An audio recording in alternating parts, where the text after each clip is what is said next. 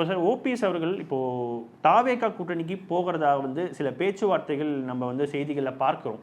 அதற்கான வாய்ப்புகள் எந்த அளவுக்கு இருக்குது? தாவேகா வரக்கூடிய எல்லா செய்தியுமே டேங்கிபிளாக ஆதாரம் இல்லாமல் ஜான் ஆரோக்கியசாமிங்கிறவர் சில கோடிகளை விஜய்கிட்ட வாங்கிக்கிட்டு பரப்பி விடக்கூடிய பொய் செய்திகள். அதனால தான் உங்களுக்கு ராமதாஸ் வெங்கட்ராமன் ஆடிட்டர் சந்திப்புலாம் செய்திகளை பரப்பி விட்டாங்க. டிக்கெடித்த விஜய் துணை முதல்வர் சீமானி பரப்பி விட்டாங்க, ராகுல் காந்தி வாராருன்னு பரப்பி விட்டாங்க, செஞ்சி ராமச்சந்திரன் வாராருன்னு பரப்பி விட்டாங்க, தென் இவரும் திருமாவளவனும் சேர்றாங்கன்னு பரப்பி விட்டாங்க. ஸோ இதெல்லாம் பரப்பி விடப்பட்ட செய்திகள் தான்.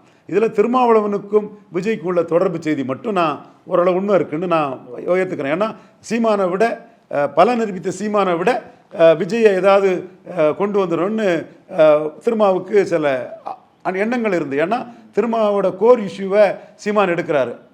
ஒன்னையாட அடிக்க சொன்னேன், பரையதானடா அடிக்க சொன்னேன்னு பரையர் சம மக்களுக்காக நிற்கிறாரு. ஆதி தமிழர் வெல்லாது மீதி தமிழர் வெல்ல முடியாதுன்னு நிற்கிறாரு. பொது தொகுதியில் ஆதி தமிழர்களை நிறுத்துவோம்னு சொல்கிறாரு. பஞ்சமண்டல மீட்பை பற்றி பேசுகிறாரு. திரௌபதி அம்மன் கோயில் ஆலய நுழைவுக்காக நிற்கிறாரு. 5% பரையர்களுக்கும் தேவேந்திர குல வேளாளர்களுக்கும் உயர்த்தி கொடுக்கணும்னு நிற்கிறாரு. அப்போ நீங்கள் விஜய் தொடர்பாக அந்த திருமாவளவன் இஷ்யூவில் திருமாவளவன் இவ்வளவு சம்பவங்களும் வந்து பரையர் தேவேந்திரர்களுக்கு 5% உயர்த்தி கொடுக்குற சம்பவங்கள்லாம் ப்ரோ பரையர் பொலிட்டிக்ஸை சீமான் பண்ணுறாரு. முப்பெரும் விழா, ஐத்திதாச பண்டிதர், ரெட்டமலை சீனிவாசன், MC ராஜா. அப்போ தன்னோட வாக்கு வங்கிக்கு சீமான் குறிவைக்கிறார். விஜய் பொதுத்தளத்துக்குள்ளே வராரு. அப்போ விஜய்க்கு ஒரு முக்கியத்துவத்தை கொடுத்து திரும்ப செயல்பட்டது உண்மைதான். ஆச்சி கொழுக்கட்டை மாவு வந்தாச்சு. ஆச்சி கொழுக்கட்டை மாவிற்கு கொழுக்கட்டை அச்சை கேட்டு வாங்குங்கள்.